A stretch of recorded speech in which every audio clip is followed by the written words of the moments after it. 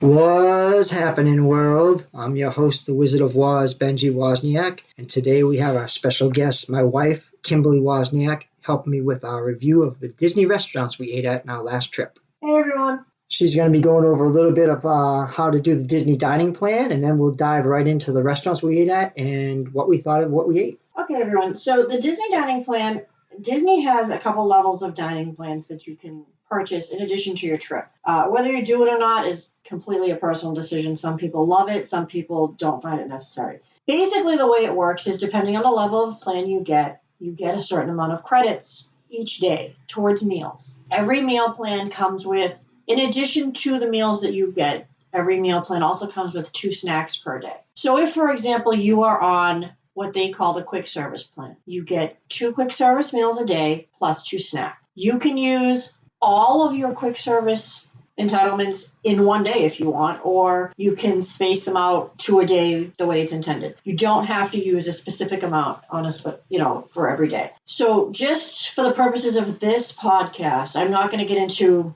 big details on each dining plan, but what I do want to explain is there are at Disney 3 levels of dining restaurants that you can dine at. They break them down by quick service, table service, and signature. So basically the way it works is a quick service restaurant at Disney is a counter service. Like you would walk up to the counter, order your food, and pick it up on the counter. There's a couple of counter service that will bring you your food, but for the purposes of this podcast, you order at the counter. It's like going to McDonald's, although the food is much better. You go up to the counter, you order your food, and you take it with you to find a table. Then they have a regular table service restaurant, which is a restaurant that you would go to. Someone shows you to a seat, you sit down, you have a server that takes your order, brings you your food, just like if you were going to a restaurant wherever you live. Then they have what they call signature restaurants. Now, a signature restaurant is a table service restaurant that is pricier than a regular table service. It's a higher quality of food, a higher level of service, and the price tag that comes with that. Disney has quite a few signature restaurants on property. They tend to have, if they are in a resort, they tend to have a little higher level of dress code. Disney isn't picky about what you wear generally, but they are definitely a higher end type of restaurant. Now, if you're going to use your dining plan for a signature restaurant, it is going to cost you 2 meal credits as opposed to 1 for a regular table service restaurant. So on our trip, we had gotten the deluxe dining plan, which entitles you, it's the highest level you can buy in a package. Apparently there are higher levels. I don't know what they could possibly be because we ate a lot of food. But basically you get 3 meals a day. They can be either table service or quick service, 2 snacks. You also get, with every level of dining plan, you also get a refillable mug that you can refill at your resort or any other resort if you so choose. They are also now upgrading the refillable mugs. I think for a $10 fee, you can upgrade it to, it's a plastic mug, you can upgrade it to a vacuum sealed stainless steel tumbler, which we haven't done yet, but it is an option. So anyway, what we did, we knew that eating 3 meals a day in Disney, you can do it. It would be really difficult, and you would spend your entire day going from restaurant to restaurant, and you're not going to see anything else. So what we did was we tended to book breakfasts and late dinners. So we would eat in the morning and then spend the day in the parks, and if we got hungry, we would use a snack credit, get something like that, and then we would book really nice restaurants for dinner late at night. So that's what we did. So on our first night, we ate at the Yachtsman Steakhouse. It is at the Yacht Club Resort at Disney World. It is a signature restaurant, and I think that this was probably my favorite meal that we ate. It was the first night, and I still think it was definitely in my top 3. So for an appetizer, I got the ahi tuna tartare. I will usually order tuna tartare anywhere that has it. This was the best I've ever eaten. The menu description is ahi tuna tartare with a poke vinaigrette, white gazpacho, and kohlrabi. It was outstanding. The white gazpacho was like a foamy addition, and it really added a nice texture. The flavors in this were just amazing. I would get this every time I go. Ben got the French onion soup, which our server told us takes them 2 days to make, and he raved over it. Yeah, I gotta say that was absolutely delicious. You could tell the onions soaked for a long time in the broth. It was just so good. The cheese was melted perfect, and I highly recommend it if you get a chance to eat it. It was just phenomenal, and the whole environment. I mean, it was just a really nice restaurant. Everybody there was really professional, treated us great. Definitely a place you should try. Okay, so one of the other things I want to do is I want to give you an idea of, so because we had already purchased the dining plan, we didn't pay out of pocket. All we paid out of pocket for was if we got an extra side dish or something, and any extra alcohol on top of your plan. So the deluxe plan that we were on allowed you to order an appetizer, an entree, and a dessert, and a drink. And the drink can be either alcoholic or non-alcoholic. And they were pretty lenient with how expensive that drink could be. Ben tends to just drink white wine, and they pretty much allowed him to go up to somewhere in the area of low $20, I think, when we were there. So you can get a really nice glass of wine for that price. So aside from giving you the descriptions, I just want to give you an idea of what this would cost without the dining plan if you wanted to go and pay out of pocket, which many people do.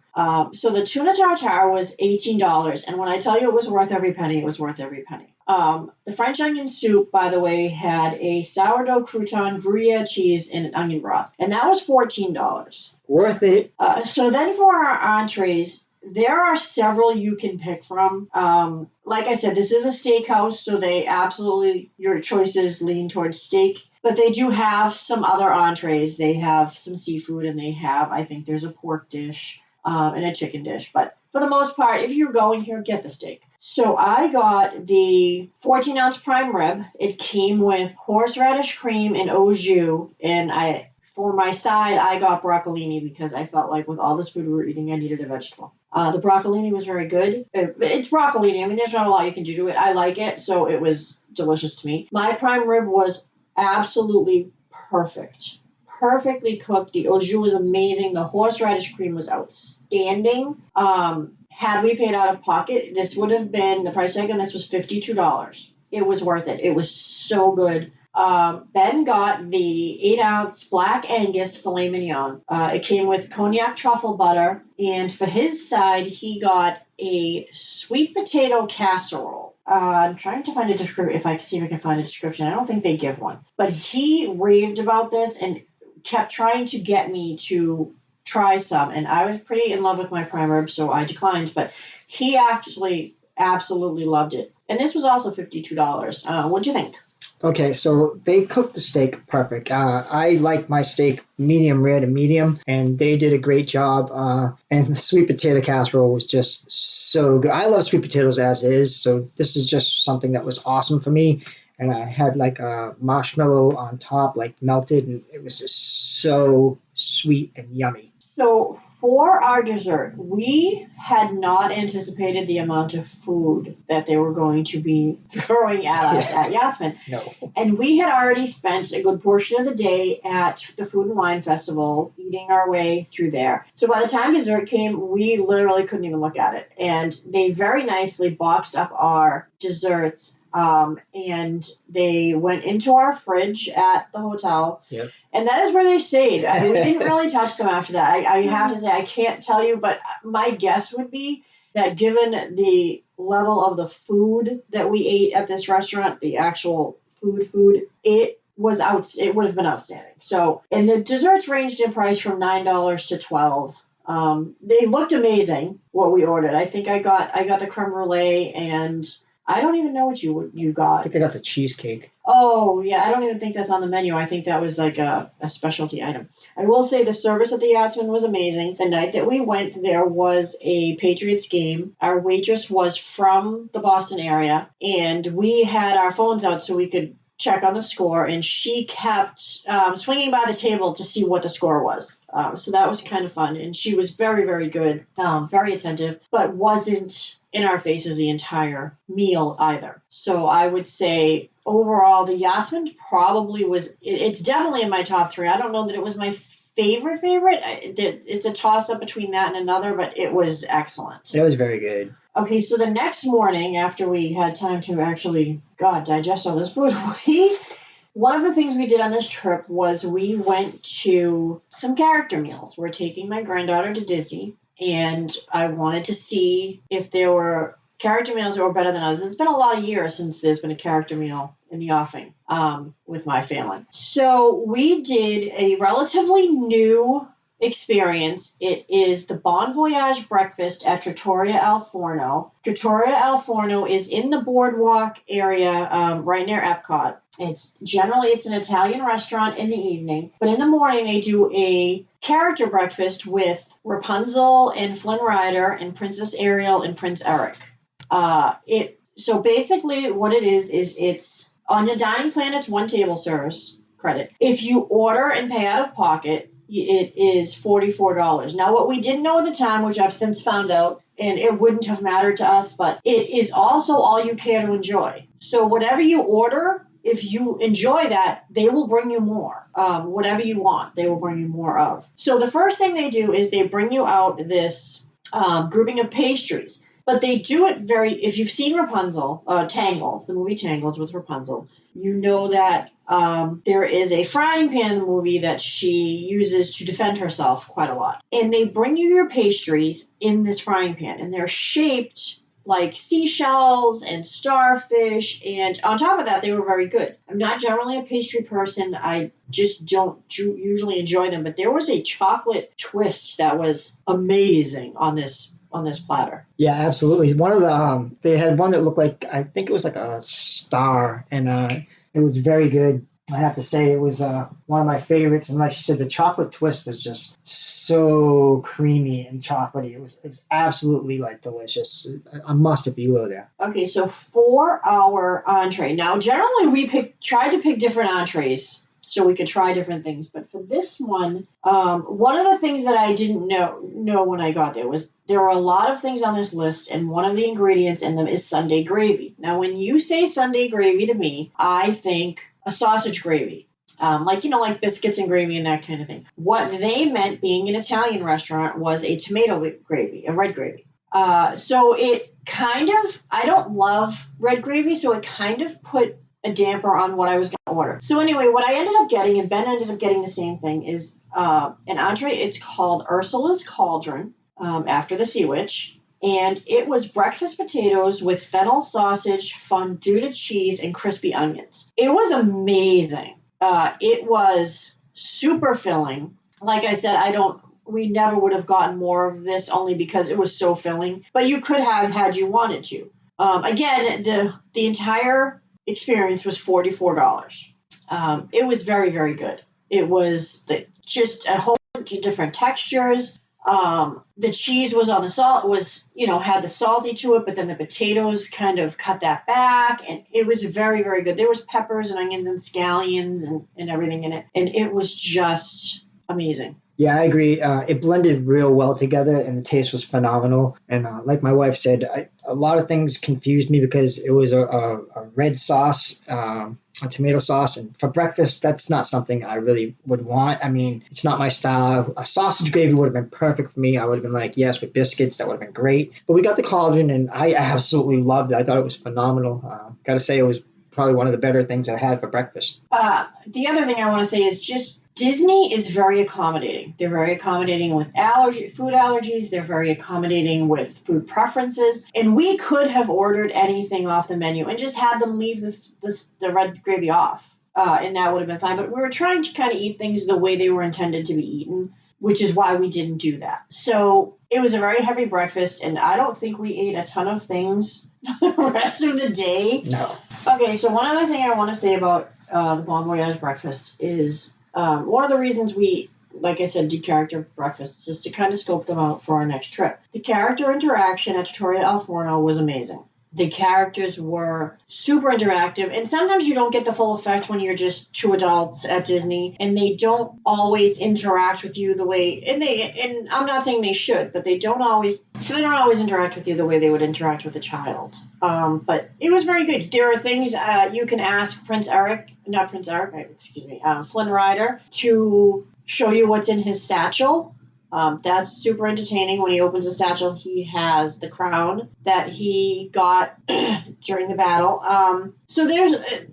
It's very interactive. They talk to you. They stay in character. It's very, very cute. We kind of watched them with the table next to us that had a couple of small children. The children were super excited, and the characters were just amazing. And they kind of bring them out one at a time so that they can kind of make the rounds, and there's one in each section of the room at all times, so they're kind of just milling around, and they do go table by table, and it was very, very good. Yeah, and at one point they actually did like a conga line with the kids where they could like get up and dance with Ariel, I think it was. It was really cute. So we didn't eat a whole lot the rest of the day. We kind of snacked our way through Hollywood Studios, but we had a reservation that night at the Hollywood Brown Derby. I have always wanted off of the original Hollywood Brown Derby out in California, which no longer exists. It has much of the same menu items, the Cobb salad, the grapefruit cake, and it's a signature restaurant. And I have to say that the food was excellent. However, we found this restaurant to be extraordinarily loud. Loud to the point where it was difficult to carry on a conversation. And I don't know if that's just the acoustics of the building, the way it was built, or there were just an abnormal amount of very loud people there. There were a lot of children, more so than any other signature restaurant that we ate at.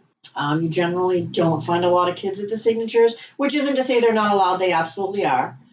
People generally don't, when they go to a restaurant like this, they generally want to have a meal they can enjoy without having to figure out what their kids are going to eat. However, the food was excellent. Like I said, everywhere we go, if they have it on the menu, I always get the ahi tuna tartare, which I got again. So this was ahi tuna with wakame. Don't ask me what that is. I have no idea, but whatever it was, I'm guessing it's some sort of a radish because that's what it looked like. Mango, avocado, chili, and a chili garlic aioli. It was good. It wasn't as good as the Yatzman's, but it was a very different flavor profile than the Yatzman, and I think I just preferred the Yatzman one. But it was very good. I ate it all, so that's something. Ben got, and I don't think it's currently on the menu because they do change, a lot of menu items at Disney do change seasonally. But Ben got the roasted tomato soup with fried mozzarella in it. And I am not a tomato soup fan. I don't like tomatoes generally. He loved it. Yeah, it was really rich and creamy, and the mozzarella like inside the soup was, an added bonus, and it was very tasty. I mean, I'm sad that it's not on there right now for other people to enjoy, but like she said, it's probably seasonal and we'll be back. So for the appetizers, the tuna was $16 and the tomato soup was $12. I got, for my entree, I really try when we go out, a lot of times when we go out for dinner, I order seafood only because nobody in my house likes it. I don't make it very often at home, and I like to be able to eat it. So usually when we go out for dinner, that's what I order. However, one of the things I was dying to try, having looked at the menu previously, was they have duck breast on the menu. I don't think I've ever made that. I've eaten it before and enjoyed it, but I've never made it. So that's what I decided to get. I got the duck breast. And so the description with it is duck breast with sweet potato silk, butter braised bok choy, pomegranate barbecue sauce, and pomegranate seeds. And there were also grilled peaches with it. It was outstanding. The duck was cooked perfectly. It was seasoned phenomenal. That barbecue sauce was amazing. Absolutely amazing. I literally ate every bite of this. It was $38. I would have paid well more than that for this quality of dish.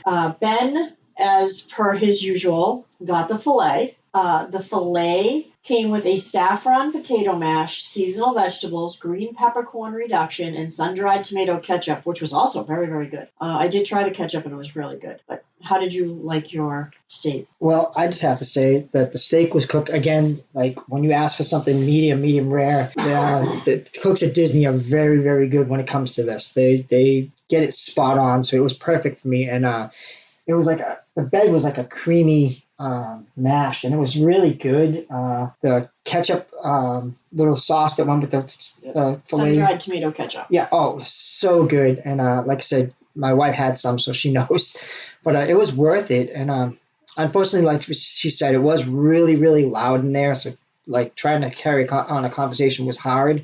But other than that, I definitely recommend it. I mean, the theming was incredible, and it was just a good time. The food was very good. Our server was excellent. Knew the menu, but it was really loud. I'm not sure. I mean, I'd like to go back, but I think maybe if I went back, I would do like an early lunch or a late lunch, somewhere between like peak times, and see if maybe I enjoy it more, because it was really loud. So the char grilled filet of beef was $49. Now for dessert, I got the Hollywood Brown Derby's famous grapefruit cake. So the grapefruit cake is famous because the story goes that at the original Hollywood Brown Derby, back in the heyday of, old time movie stars and when studios were super powerful, the Hollywood Brown Derby, the owner noticed that they weren't selling as many desserts, and in particular, they weren't selling them to women. And he, after a little research, discovered that the reason that this was happening was because women were perpetually on a diet in Hollywood. Everybody wanted to be thin. So the story goes that the big diet at the time was the grapefruit diet. And he instructed his chef to come up with a grapefruit-based dessert that women would order. So the chef came up with a grapefruit cake, and it worked, and they ordered it. So I had never tried it. I've always been curious. I do love grapefruit, so let me say that. But I was a little worried as to how grapefruit would pair in a cake. It's a very strong flavor, obviously. But I'll tell you, this was probably one of my favorite desserts that I ate. The grapefruit flavor wasn't overpowering. It was very mild. The cake was a vanilla cake. It was delicious. It's layered. It had, it was like a sponge cake. It had grapefruit syrup with it. But again, nothing was overpowering. So the description is vanilla sponge cake with grapefruit syrup, grapefruit cheesecake, and grapefruit jam. I know it sounds like a lot of grapefruit, but it really wasn't. It wasn't in-your-face grapefruit. That was $13. Ben actually tried it. It was extremely moist and absolutely delicious. And he's not a grapefruit person. No. So there's that testament. So Ben got the chocolate mousse cake. That was $12. It's dark chocolate sponge cake, dark chocolate mousse, chocolate sauce, and Amarena black cherries. Now, before he tells you how he liked this, I will say that the only taste of this I got was I wanted to know what an Amarena black cherry tasted like. And I now have 3 jars in my pantry because they're outstanding. They are delicious. So what did you think of the rest of it? It's chocolate. I mean, if anybody that knows me personally knows that I'm the chocolate man in this relationship. Anything chocolate, I'm going to order. It's what I do. And this was really good. It was a very creamy chocolate cake, and the cherries were just ridiculously good with it. It was one of my favorite desserts, actually. Okay, so that was Hollywood Brown Derby. It is a signature 2-credit restaurant. So the next day, one of the few lunches we did while at Disney was we did a very early lunch. And by early, I mean, I think our reservation was like 11:05 in the morning. So obviously we didn't do breakfast, but we did an early lunch at Sanaa. Sanaa is a 1-table credit service restaurant, and it's at the Animal Kingdom Lodge. So it's a little bit harder to get to because it's not in a park. I highly recommend you make this trip. Love it. Sanaa is probably, even with all of the signatures we did, probably in my top 3 of restaurants that we did while we were there. It was fantastic. It is now, if you're not an adventurous eater, this is not the place for you. It is a more adventurous menu than you generally find at Disney. Disney tends to have very generic menus. They don't take a lot of risks with regards to flavors and textures. This is very different. This is very African and West Indian influenced, and it was outstanding. So we started with, and Ben was quite looking forward to, the Indian style bread service. So I know this sounds really a little boring and ordinary. Trust me when I tell you it is not. So they bring you, for $18, you get a choice of 5 breads in nine accompaniments. The breads you get are a traditional naan bread, a garlic ginger naan bread, a spiced naan, an onion kulcha, which is fairly similar to a naan bread, and a paneer paratha.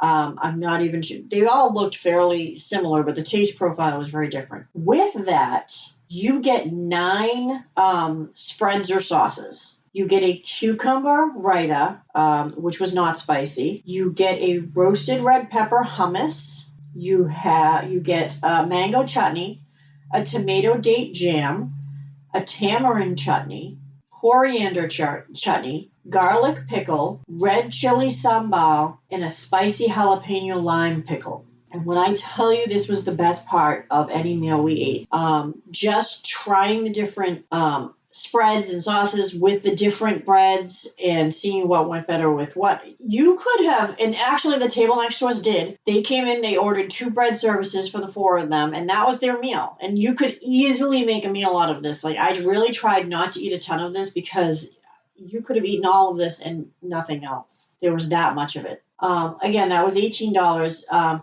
Ben quite enjoyed it because several of the offerings are very, very spicy. Yeah, the waitress or waiter will come over and tell you like the degree of hot for each sauce, and they actually put it in order from like the mildest to the hottest. And I, of course, I'm a spicy person, so I love the hot sauce, and I thought it was phenomenal. Like my wife said, putting it on each different piece and trying it, like the different texture and flavor on each one was just really fun. And for me, it's one of my favorite things to go there and try the bread service because it's really, really good, but it can be a full meal if you really like indulge in it. Okay, so that was only his appetizer. So I then had an appetizer to order. So I went with, and I'm going to apologize in advance because I'm probably going to butcher the name of everything we ate. But I got it called a Boer Wars and spiced egg. It's a traditional South African sausage, curry spiced eggs, and Cape Malay onions. It was a very, very different flavor profile than I'm used to. It was outstanding. I was surprised that I liked it as much as I did because I had leaned towards getting, they also have samosas on the menu, which I do like. And I had leaned towards getting those and changed my mind at the last minute and went with the sausage and spice eggs. And I'm glad I did. It was $11. It was worth it. It was so good. And actually, it was a big enough portion that I didn't dare finish it because we still had a meal and a dessert to eat. I don't know. Did you try? I don't remember if you tried it. Yeah, you let me try a little bit, and like it was really good. I was shocked because I didn't. The description kind of threw me off, and I was like, I don't know if I want to try this. It was like a breakfasty thing for me, but it actually really wasn't. It was very tasty. Okay, so we both decided to get what they call the Pote G inspired meal. Basically, what it is so on the menu it says choose one from the journey. We were allowed, and I don't know if that was because we had the deluxe plan or not, but we were allowed to choose 2 from the journey. So your choices for the journey were Goan seafood curry, butter chicken, braised beef, spicy Durban shrimp, or paneer tikka. I got the seafood curry with mine, and Ben got the butter chicken and the braised beef. Yep. So then, because I had only picked one, I ordered 2 from the Harvest. And the Harvest, you could get aloo masala, chickpea wit, lentil dal, or cilantro coconut vegetables. I chose the cilantro coconut vegetables and the chickpea wit, which was very good. And what did you pick with yours? I think you also got the coconut cilantro vegetables with yours. And both of these also come with a basmati rice. So the way they bring it to you is it's on a square plate, and it's in 4 bowls on that square plate. And you can mix it however you want to mix it. This was fantastic. Mix it. It was so good. Nothing was overly hot and spicy. No. It was very, very good. It was very tasty. It is $28, which for the amount of food they gave you was more than reasonable. Very, very good. Oh, yeah. And like I said, mix it because there's so much flavor. I mean, I got the beef and the chicken and with the rice and the coconut vegetables and just the ensemble was just so delicious. If you mix different things together, it's a must try. Okay, so let's move on to dessert. So the desserts at Sanaa are super creative, and they're not things you're going to find on any other menu. You're not going to find creme brulee, and you're not going to find cheesecake and things like that. What they do have is, so it's called a caramel Medici. It's banana financier with caramelized milk chocolate cremant, hazelnut crunch, banana white chocolate chantilly, and ginger raspberries. Outstanding. It had plantain chips on the top. It was really good, like a really nice texture profile, a really good mix of flavors. The ginger raspberries were super different, but they really paired well with this dessert. I'm not going to even ask Ben what he thought because he didn't try mine because he was obsessed with his. But it was only $8, which is really on the low end for a dessert at a table service restaurant. I mean, you could pay $8 at a cart for a snack in any of the parks. And we have. So Ben ordered the Spice Trade candy bar, also $8. It was coconut, apricot, caramel, pistachio, cashew bar, coated with milk chocolate, topped with a chai cream, pistachio crumbs, and apricot gelée. Now, I did not try this, but presentation-wise, this was stunning. It was just absolutely beautiful. It had, when they say apricot gelée, what it was like apricot bobas. So good. All I stole was a boba. I couldn't get anything else. He was going to stab me with his fork. Well, there's a story behind this. My wife, she goes on YouTube and watches different videos about different restaurants to get an idea of what we want to do. And a year ago, she had showed me this candy bar. And I was like, it's a candy bar. And then I started looking at all the ingredients and just like the different style. And I was like, you know what? That looks absolutely phenomenal.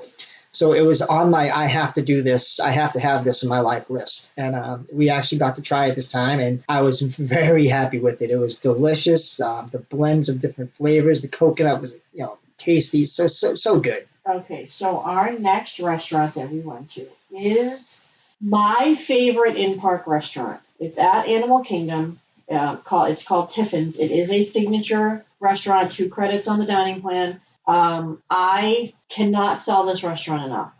Again, it's similar to Sanaa. The flavor profile might be a little bit different, although I think it's a little less adventurous than Sanaa, but still enough that you feel you're getting something that you wouldn't usually get anywhere else. Yeah, I agree. We've eaten here twice. Like, this is our second time being at Tiffin's, and it's really, really a nice place to eat. So Ben, when we go anywhere, likes to order either the charcuterie board or a cheese board. So when we went here, he ordered the cheese board. So it's a selection of artisanal cheeses, and they change based on availability. And it came with I'm trying to see if I can figure out so there was a smoky blue cheese. There was a cheese called San Andreas. It's a sheep's milk cheese. There was a cremant, which is a pasteurized, aged cow and goat's milk cheese. There is something called the Griffin, which is a cow's milk cheese, and the Sea Hive.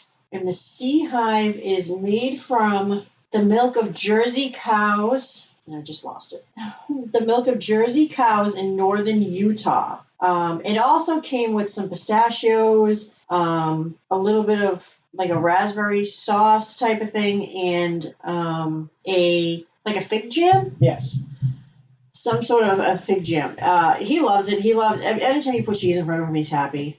Yeah, I gotta say, like, I love cheese boards. So, like, anytime I see a cheese board or a charcuterie board, I'm gonna get it because I gotta try the flavors. I mean, it's all about the taste buds and the flavors. And this was great. The cheeses were very, very tasty.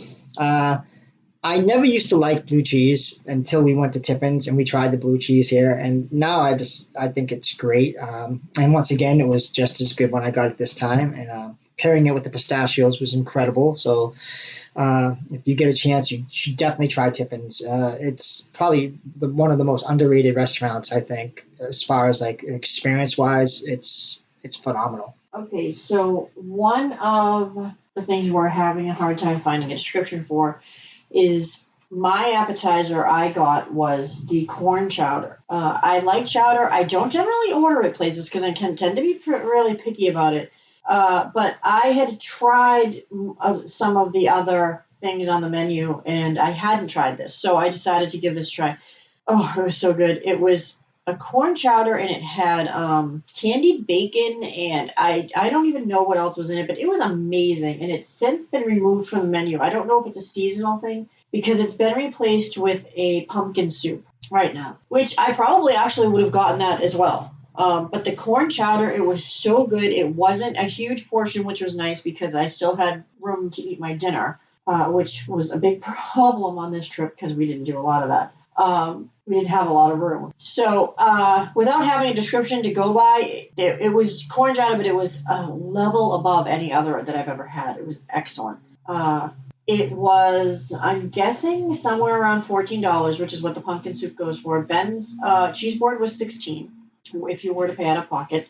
So then we moved on to entrees. Now, they have recently at Tiffin's changed their definition of surf and turf. I don't know if it's based on availability of ingredients or what, but it used to be a Wagyu beef tenderloin and a lobster tail. It no longer is that.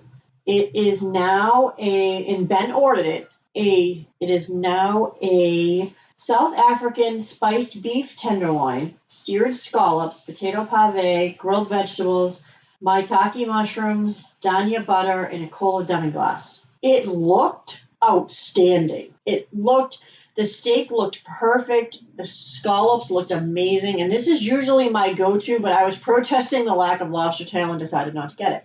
But it looked amazing. Yeah, well, one of the reasons I got it is because whenever we go to Disney, my wife always tells me that you never eat fish. You never eat fish. You tell me you like fish, but you never eat fish. You don't like fish. So you can tell these people all you want that you like fish, but you don't. So what it was me. I was decided that I was going to get this because I was going to show her that I will eat scallops. I will eat fish. No, you don't eat fish. You eat scallops. Let's be clear. So I got it, and it was absolutely amazing. The scallops were cooked perfect. They weren't rubbery. They were just nice and tender. It was very well done. The steak was cooked again. Like I love going to Disney because they cook steak perfect, and I can't argue with it. It was, I ordered it medium. It came out medium. It was beautiful. So I got, I jumped off of my seafood wagon, and I got the tamarind braised short ribs. And I will say that I jumped off the seafood wagon because my only choices for seafood at Tiffin's are a whole fried sustainable fish. I don't generally like fried fish, and I don't want anything with the head still on. That's just a weird little thing I got going on. And then shrimp and grits, and I'm not a huge grit fan. Ben loves them. I don't so much. So I went with the tamarind braised short ribs. They were $51 if you were paying out of pocket. Ben's surf and turf was $65.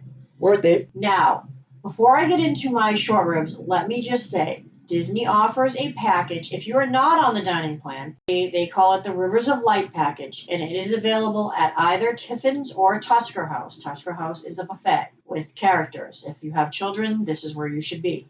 It is, I believe for the Tiffin's one, it was $77 when we did it. We did it several years ago. And you basically get an appetizer, an entree, and a dessert, and premium seating at their nighttime show. It is so you get to basically, you sit like in a great section right towards the front at their nighttime show. So the surf and turf is $65. If you then add in a drink, an appetizer, and a dessert, you are well ahead of them, of Disney in there, by getting that package. So if you want to try Tiffin's and you want to do it where you're not spending as much money as you normally would, I highly recommend you get the Rivers of Light dining package. That's not to say that price hasn't gone up, but I can't imagine it has gone up spectacularly enough to make it not worth it anymore. Like I said, it was like $75 or $77 when we did it.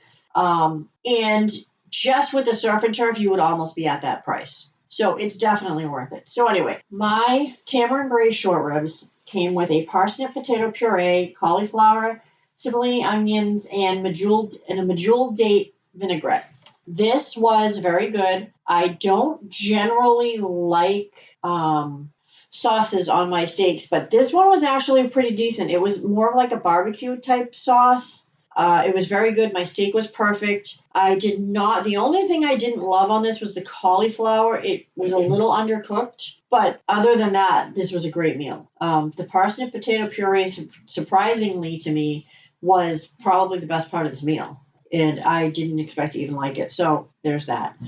I would recommend it, and I would totally get again. So our next thing was we got dessert. Dessert at Tiffin's is an experience in and of itself. So Ben got the Lion King, it's called. It's caramel mousse, chocolate brownie, and strawberry mango sauce. And there's an adorable little picture on the side of it of a scene from The Lion King with Simba, Timon, and Pumbaa where they're walking in front of the moon is imprinted on the side of this dessert, which just makes it, visually, it's just stunning. Taste-wise? It was not that great. Have to say, I was disappointed. I was looking forward to this. This is another thing that we had watched a year ago, and I thought it was going to be something incredible. But this one wasn't. This one looked phenomenal, tasted Okay, so I got the Tiffin's Trio. What it is it's 3 small versions of desserts that they have. So it has the South American chocolate ganache on it, which has caramelized bananas and a cocoa nib tulle on it. Very, very good. It has a whipped cheesecake, which is amarula panna cotta, sesame crumbs, and espresso sponge. That was probably my favorite thing on here. And then it has the caramel mousse from the Lion King dessert, which I liked. It was okay. I was a little disappointed because when we had gone previous, one of the things on here is a passion fruit tapioca cream, which is absolutely outstanding, and it's no longer on this dessert, and I was really sad. But the whipped cheesecake, outstanding. Absolutely outstanding. And I will probably, next time we go, just get a big version of that. You ain't wrong. That was really good. I sampled. So that was dinner at Tiffin's, and one of the things I like about Tiffin's is it's quiet. There's generally not a huge crowd in there. There is, and the reason for that is because it's not your average everyday Disney menu. People tend to flock to blander foods. And I don't know if I even mean blander, but foods they're more familiar with. Accustomed. Especially if you're paying out of pocket. You don't want to order a meal you're going to loathe. I like to try new things. Ben likes to try new things. So we tend to be more adventurous than most. And we constantly are questioning why more people aren't at Tiffin's. And I think that's what the reason is. People aren't very adventurous with their food. We are, so it baffles us that more people aren't eating at Tiffin's because it is just that good. We've never had bad service. The wait staff at Tiffin's knows that menu inside out and backwards. They know how to make. Our server this time made an amazing wine pairing for you. Yes. Suggested a wine that turned out to be phenomenal with the meal. Very, very knowledgeable. Probably on property, the most knowledgeable wait staff we found it as far as outside of maybe Citrico's. She was very good as well. And we'll get to her later. But very, very knowledgeable wait staff at Tiffin's. Yeah, both times we've gone. Right. So Tiffin's is probably our favorite in-park restaurant. Well, it is mine. I don't know about you, but it is my favorite in-park restaurant. It's worth every penny. Oh, yeah, by far. Even when we don't love everything. I mean, Ben didn't love that Lion King cheesecake or whatever, caramel mousse, but I'll tell you, the presentation on that was outstanding. Oh, yeah. Looks alone, it was great. But then, like I said, it just wasn't. I think a lot of it wasn't what you thought it was going to be. Yeah. And that was a lot of the problem. Okay, so the next thing we did, the next morning, we went to Cape May Cafe. Now, Cape May Cafe is a character breakfast. So there again, here's our reasoning for going here. It is at the Beach Club Resort, which is over in the boardwalk area by Epcot. And it is a buffet, and it has Minnie, Goofy, Donald, and Daisy, and they're in their beachwear attire. Oh, Mickey was there. He just didn't come near us. I don't think he was. No? No, I think it's Goofy and Minnie. We didn't see Minnie, did we? Yes. I don't remember. We were on a lot of character meals. Oh, no, we did see Minnie. I take that back. Donald we didn't see. Yes. We saw Daisy. Oh, we saw Donald and not Daisy. I don't know.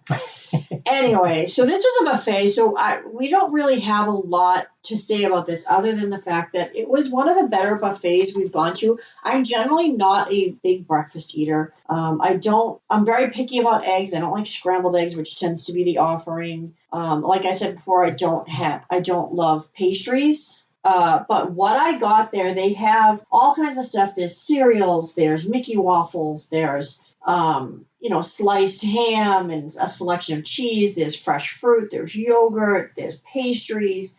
Ben was happy because there were tater tots. Tater tots. But what we got was excellent. The bacon was perfectly cooked, very crispy. They did have biscuits and sausage gravy, which made me very happy. The poached eggs were excellent.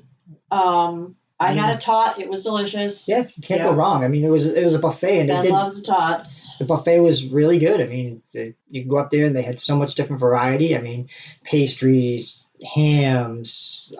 It was just a place you could actually get a lot for your money. I will say the best thing on this buffet was the French toast with caramel banana sauce. Wow, is all I have to say to that. I will eat pretty much anything with a banana on it. And this was outstanding. It was so good. I don't think you tried it. No, I didn't. Dummy. Because it was so good. I was full. I had a full platter. And our server here was very, very good. Yeah, she was very nice. And I know that they're not bringing you food. However, they are still, if you think about it, people tend to tip lower at a buffet. And I don't understand why.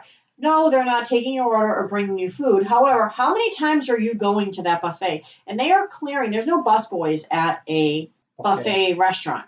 So they're clearing your table multiple times. They're still bringing you drinks, whether it be alcohol or regular. And if you go to the buffet 3 times, they're clearing 3 times worth of dirty dishes, which is more than most restaurants, sit-down restaurants you go to, there are busboys that do that. So when people say, oh, I only tip $2 or $3 at a buffet, that really kind of irritates me because they're probably doing just as much, if not more work. A lot of the higher end restaurants we go to, they're not even bringing the food. No, twice. Yeah, they have runners that deliver the food to your table. So basically your server at a high end restaurant is taking your order and that's about it.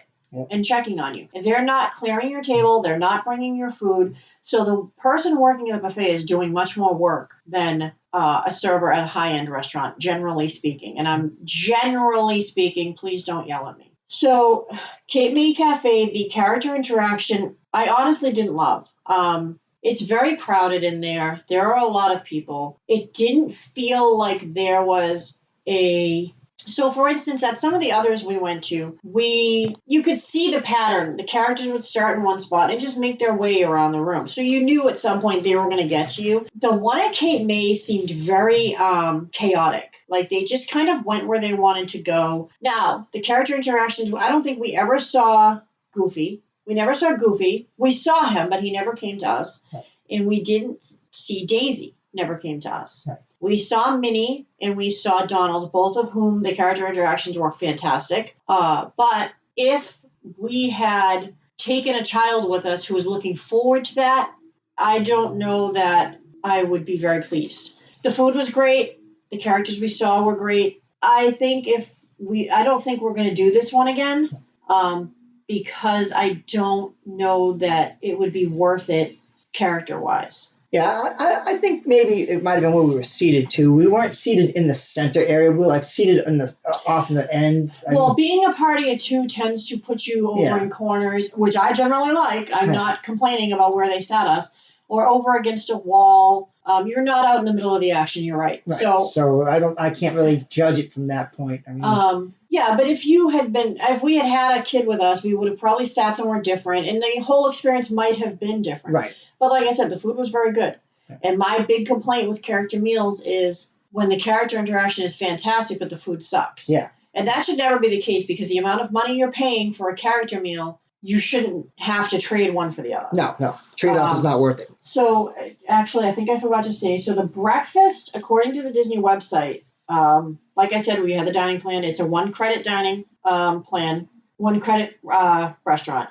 But if you were paying out of pocket, the adult price is $41 and the child price is $24. with the character experience the way that we experienced it, Yeah. I don't think that's worth it. No, The not buffet from what was we did. good. Yeah. Don't get me wrong, but without the characters, Right. Like I said, like Yeah. I'm looking at it like maybe we were sat in a place where No, and that's right. And for us, we didn't really care about that. no, But as a parent with as a a child, parent with a child, that would have been we would have a disappointing, different yeah. perspective. Yeah. So I think that had we had a child and had the same experience, we would be furious. no, I don't know that we would be furious, but we would be much more likely to be negative about the experience than we are, because we liked the food and we saw a couple characters and yay for us, and we moved on with our day. Next. But if you had a child that was relying on seeing those characters, and that's not to be said that if we had hung around longer, Yeah. we would have seen the other two characters. But we were there over an hour. Yeah. And only saw 2 out of the 4 characters. So I don't know. Is your kid gonna sit there for, you know what I mean? My kid wouldn't have sat there for 10 minutes. Right. I mean, I just don't see a child sitting for 2 hours just to see characters. They're gonna get bored. They're gonna get cranky, and you're gonna want to. And that's not the way to start a day at Disney. No. So the next restaurant that we did that night was Flying Fish. I was super excited about Flying Fish. Flying Fish is in the boardwalk area at Epcot. It is by, as you might have guessed by the name, a predominantly seafood restaurant, although they do have other things on the menu, as attested to by the fact that my husband ate those. But they are a signature restaurant, 2 dining credits. Now, before we start our review, the food here was phenomenal. The experience itself was not. No. And it was not, I don't want to say not the fault of the restaurant, because I feel like it could have been controlled, but it was not entirely or even mostly the fault of the restaurant. There was a very large, and by large, I think there were probably 10 of them, group of people, not even seated in the room we were in. They were in the next room over. When I tell you, they were obnoxiously loud. Loud to the point of shrieking, where other diners were consistently looking at them. There were a couple of children with them, and they weren't very young children. They were probably 12, 13. I don't even know if they were that old, maybe 10. Yeah. And one of the children got up and had gone to the restroom and came back, and the adults in the party refused to move for her, forcing her and them allowing this to happen. This is in a signature restaurant. I want to stress that. This is a very high-end, not inside a theme park restaurant. It tends to be a higher level of dress code, a much higher level of service, and a much better experience than you are going to find inside a park. They forced this child, and I say forced because they all refused to move for her when she came back. She climbed over them. That was embarrassing. I still cannot. I'm still trying to wrap my head around this fact, because we've been in crap restaurants and we've been in really fancy restaurants, and I've never seen anybody do this to their child. They forced her to climb over them, so they were sitting. The table they were at was one of those tables that was on a booth, like half of a booth, and the other half had chairs in front of it, if you know what I'm saying. And she had been sitting on the booth side, and they forced her to climb over 3 of them to get back to her seat. Her choices were climb over them or go under the table, because none of them would move for her. It was appalling. I cannot, and I am consistently shocked at the lack of class and manners that people will show at a Disney restaurant versus a regular restaurant, because I don't know if it's because they're at Disney that they think none of the rules apply anymore, but they were loud to the point that like tables around us were getting frustrated as well. It wasn't just us. Like a lot of times it's me, I'm not going to lie. A lot of times I'm very easily frustrated by people who I perceive as not having manners. What? No. But this was not just me. The people at the next table from us were super frustrated as well. Everybody in our room was looking at that table. And I just feel as though for the money that we paid, and again, we had the dining plan, but it was still our money. We still paid it. It's like paying ahead. Now, the food, though. But the food was great. Yeah. But my point is that experience sort of ruined Flying Fish for me. Right. The food was great. I would like to try it again, but I don't feel like the restaurant controlled the situation the way they should. And I know it's hard to say cut the crap to customers, but at some point when it is ruining the experience for the rest of the restaurant and the rest of your customers, something needed to be said, and it wasn't. Okay, so I've had my rant and I'm going to move on now. So this was right in my wheelhouse. I'm getting seafood all the way here. So for my appetizer, I got Prince Edward Island mussels. They're $16 and they come with fresh basil in a Chardonnay broth. And our amazing, wonderful, incredible server gave me a soup spoon because he said, and I quote, "You're going to want to eat the broth." He was not wrong. It was outstanding. I love me some mussels. These were hands down the best mussels I've ever had in my entire life. They were they were stunning. There was like dill on top and some crusty bread that you could dip into the broth. And it was a pretty large portion for an appetizer.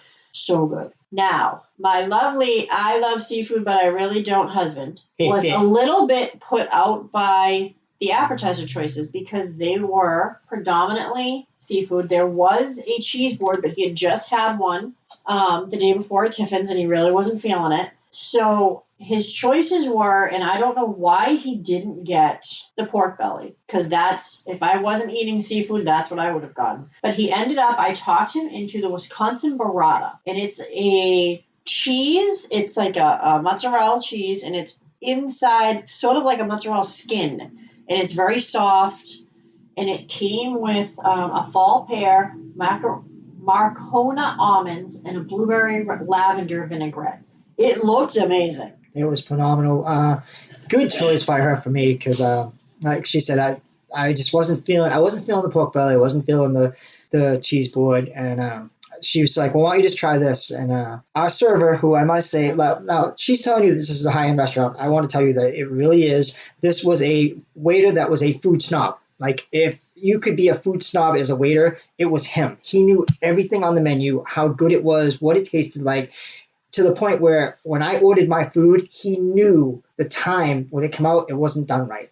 Right. So that's into our next thing. So we ordered our entrees. So we ordered everything together, I think, because we were ready. And I think, so we had when I say just, I mean we had just finished our appetizers. And one thing that really bothers me is when I feel rushed at a meal. And when I feel like they're just trying to turn the table and they want me out of there. And that really annoys me. So we had literally just finished our apps. He hadn't even cleared our plates. And here come our entrees. But our waiter was a little bit put out. When he put them down, he said to Ben, "Please check that. It came out too fast. I don't think it's right. I don't think it's cooked right because it came out too fast." That's an excellent server. When your server knows going in that your food is potentially not right, that's an excellent server. Yeah, and many of you don't know this, but I'm an ex-cook. I've cooked most of my life, so I know medium rare, I know medium well, I know the temps, and I wanted it medium. I specifically was like, look, I want this medium, and it came out, and both me and the waiter knew it was not medium. It was more towards the medium rare side. He was right, and I got to give it to him. He was really smart. So, moving on to our entrees, I got the sea bass, which do not appear to be on this menu. Okay, so I don't know what my sea bass. Oh, they appear to have changed the menu, and my sea bass is gone from the menu. I'm very sad. So basically, my sea bass had it looks like they've changed it to red snapper. So it's the same dish, but with red snapper as opposed to sea bass. So my sea bass was on a bed of leek fondue and a red wine reduction. Outstanding. I love sea bass. Sea bass is probably my favorite fish. I love the mild flavor. It pairs with just about anything. So good. The leek fondue, surprisingly, was amazing. When I got it, that was the one thing holding me back, and I finally said, you know what, I already know I like sea bass. I'm just going to get it. And I'm glad I did because the leek fondue was excellent. And the red wine reduction was well done. The whole thing together paired amazingly well. It was beautiful. And the presentation was outstanding. My sea bass was $65 if you had paid out of pocket. Ben, as per usual, got the Angus filet mignon with sweet onion risotto and a truffle sauce. It also came with asparagus. Okay, so like I said, it was supposed to be medium, come out medium rare. I will eat it because that's just a good flavor too. The risotto was creamy and delicious. It mixed well with the meat. It was just a very good filet cut. I can't say anything about it like bad, except for the fact that, I wanted it medium and it came out medium rare, but it was still delicious. But even then, he would have taken it back and made them do it properly. Yeah, but I'm not that guy. And he was actually, I think, a little disappointed that he didn't get to go yell at the kitchen on your behalf. Yes, but like I said, I used to be a cook, so I know, things happen in the kitchen, and sometimes it doesn't come out right, and you can't control it. I mean, you can, but it's just the speed of the kitchen. Sometimes you think it's done, and you put it on the plate, and then it goes out, and you kind of second guess yourself and go, I don't know if that was perfect, and human error. But so I wasn't mad. I liked it. I'll get it again if I go there. I mean, it's not something I would refuse. And the price of his filet was $59. So on to desserts, and I'm going to tell you about mine because I want to spend a little time telling you about Ben's, because there was a little surprise with Ben's that we didn't know when he ordered it. So my dessert was called a Florida Sunset. It's $11. It's vanilla custard, lemon broth, segmented fruits, and white chocolate. I think this was my favorite dessert I had the whole week. Aside from the grapefruit cake, which was right up there, the lemon broth on this was just so unusual and so good. And I never would have occurred to me that could either be a thing or be a delicious thing. And it was both. It was just amazing. It was a beautiful dessert to begin with. It had like a white chocolate wheel on the top inside the panna cotta, and it was just the vanilla custard. And the vanilla custard was coated with sugar, and they had heated it, I'm guessing, with a creme brulee torch, a food torch, and it looked like a sunset. It was dark. It went from dark to light. It was, oh my gosh, it was so good. So Ben ordered the chocolate mint financier, and there wasn't a huge description with this dish. It basically said warm chocolate, creamy frozen mint. What they didn't tell us until after he was already eating it, I think, was the waiter happened to mention that it was not a dairy ice cream. So basically what it was it was almost like a chocolate lava cake. Yep. And a scoop of mint chocolate chip ice cream, mint ice cream. Yes. And then it was dusted with cocoa and visually very, very appealing. So, but what the waiter told us, and I don't know if it was, we just didn't notice it on the menu but this was a vegan option. Yep. And he probably, had you known that, you never would have ordered it. Oh, no. And the ice cream was made from my husband won't eat anything, okay, except for seafood. And he does not eat avocados at all. Hates them. Yep. Won't even look at one. Nope. And he will eat just about anything else you put in front of him in any combination. And the ice cream apparently was made with avocado and not cream. And he was halfway through it before we discovered that, and he ate it because it was amazing. It was and delicious. He would have never, had you not told him, he wouldn't have noticed. No, I would have never known, and I would have never ordered it if I had known it was avocado, because I'm a bigot when it comes to avocados. I just don't like them. But this mint ice cream made from avocados was probably one of the best ice creams I've ever had. It was really creamy and delicious, and it was awesome. I just got a kick out of it because it literally was the one thing Ben won't eat, and that's what they gave him. So he quite enjoyed that. It was $9. Vegan options at Disney tend to be less expensive. Also, as an aside, vegan and vegetarian options in general at Disney are becoming more and more the norm rather than the exception, and they tend to be very, very good. They're not just throwing random things on a menu and calling it vegetarian. There's thought put in, there's time put in, and there's care taken with these dishes so that you get the same good experience food-wise that people who aren't vegan or vegetarian get. Yeah, they visualize it when they make it. So the presentations for these are all awesome. Like they make it look incredible and it tastes incredible. So we're actually going to have to make this into a 2-part episode due to the length of time that we're going over each restaurant. I hope you all enjoyed our descriptions and our experience as much as we did. So please tune in next week to find out what's happening.